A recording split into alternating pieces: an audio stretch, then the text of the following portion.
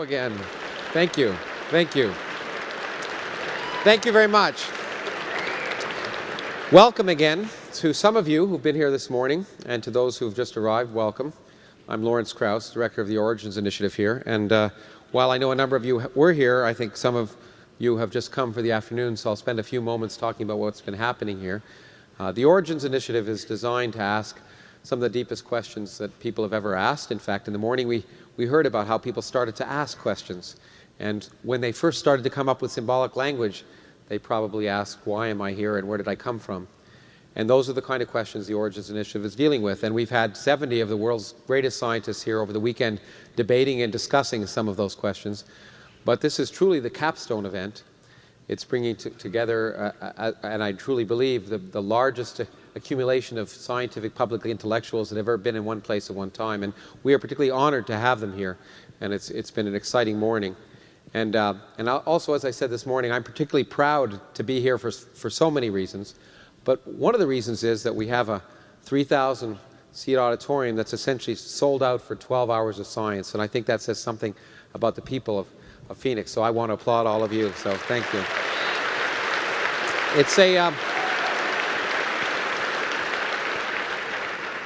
It's my great pleasure now to introduce, to welcome you on behalf of Arizona State University, Betty Capaldi, who's the provost of the university. And in case you don't understand what a provost is, in my case, it's very simple. She's my boss's boss's boss.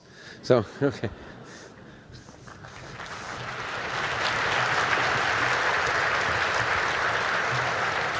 Thank you. Welcome to this absolutely fantastic symposium. It's been a terrific few days of science, and now we're to the public portion. I think this type of event shows why it's so wonderful that ASU is here in Phoenix.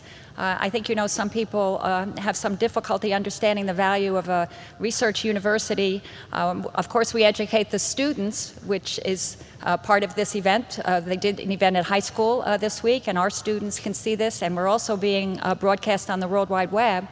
But bringing the most cutting-edge minds on the most important ideas of the day to Phoenix, and to have a public event so that you can learn about these issues and be up to date, because you influence policy, you influence decisions, and we really appreciate that you all came here for this event. This afternoon is going to be very exciting. We have first some discussions by Richard Dawkins, and then Craig Ventnor and Lawrence Krauss. Lawrence, who you just saw, is the creator of this entire event and has done just a fantastic job. And then Ira Flato will moderate a panel with 6 Nobel laureates. So I know you will enjoy it and be very well informed. Thank you very much for coming. Lawrence is coming back now. Thank you. Thanks, Betty. Thank you very much. Thank you. Thank you. Well, as I indicated, before the break we had a dialogue, and we're going to have one after the break, so it's not all lectures. And I'm very pleased to introduce first my colleague and friend, Paul Davies, who is a very distinguished physicist in his own right, and also popularizer of science as well, and is probably well known to people here and everywhere. And I owe him a special debt of gratitude because, in fact, about a year and a half ago, he invited me to come here to give a lecture, and that led to my moving here. And his presence here, in fact, was a huge factor in attracting me. So I'm very happy to introduce Paul Davies.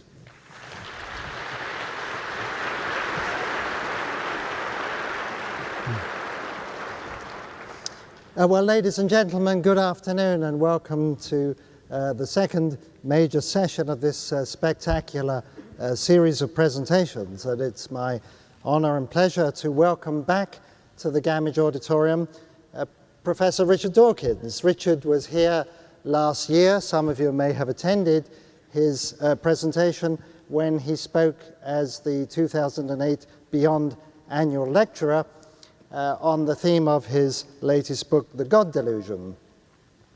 So Richard recently retired, would you believe, although he tells me that doesn't mean very much, as the first Charles Simonyi Professor of the Public Understanding of Science at Oxford University, where he's also a Fellow of New College. I think Richard is arguably the foremost science communicator in Britain and possibly the world. His best-selling books are bought in their millions, and you'll know the titles like The Selfish Gene and The Blind Watchmaker. They've influenced a huge number of people. His twin scientific and literary accomplishments are recognized by the fact that he's both a Fellow of the Royal Society and a Fellow of the Royal Society of Literature.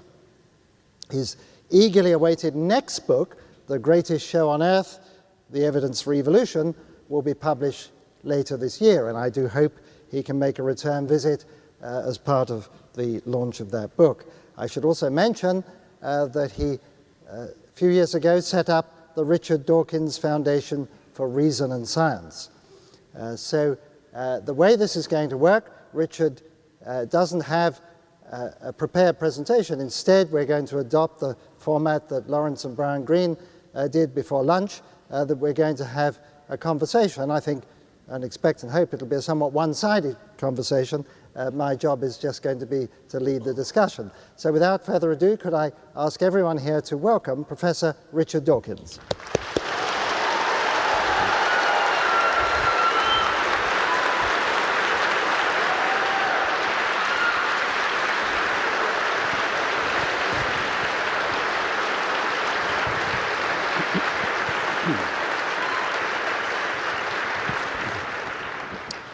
Well, Richard, again, welcome back, and it's always a pleasure to talk to you. And this is, of course, an Origins Symposium, and I guess the particular Origins theme that is uppermost in our minds this year is the origin of species, because Darwin's famous book was published 150 years ago. I think most people must know that, and indeed Arizona State University has a year-long Darwin Fest to celebrate that. You are the master expositor, and I know that you can do the job. Can you give us a sort of 1-minute summary of the core theme that, that Darwin brought? What is the essence of his theory of evolution, in case people don't know?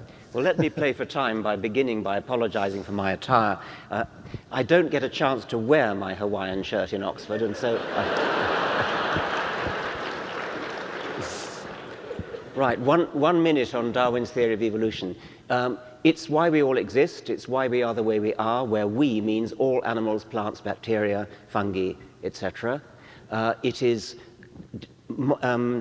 descent with modification was Darwin's phrase, starting with something very simple, the origin of life, and gradually branching, diverging, becoming more and more complex as the generations go by. So it's change over generations, with branching of generations, branching of pedigrees.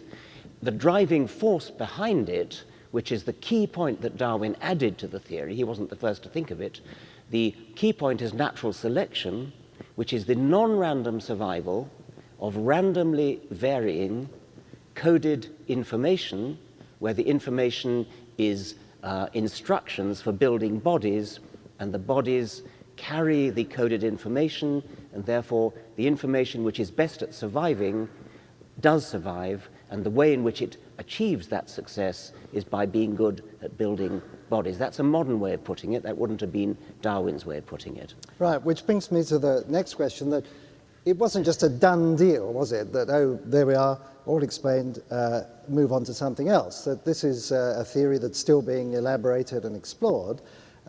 So if Darwin were to come back today, what could we tell him about how his theory is shaped up and the work that's been done since? The main thing we could tell him would be about genetics.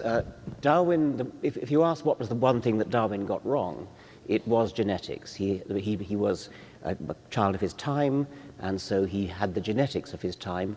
The modern genetics that we now have became modern in two different steps. The first was Mendel, who was actually a contemporary of Darwin, and it's very sad that Darwin never knew about Mendel's work. It was rediscovered many years later in 1900. That was the first step, and that made genetics, you could call it digital. I mean by that a gene is either present in you or it isn't present. In Darwin's time, people thought that genetic information blended. It was like mixing paternal substance and maternal substance to make a blend which was the child. If it had been like that, then natural selection couldn't have worked. And Darwin knew that. It was pointed out in his time. The solution to the riddle is that heredity is not blending. It's all or none. You either have a gene or you don't. The genes that are in you are discrete particles which you got, each one of them you got either from your father or your mother.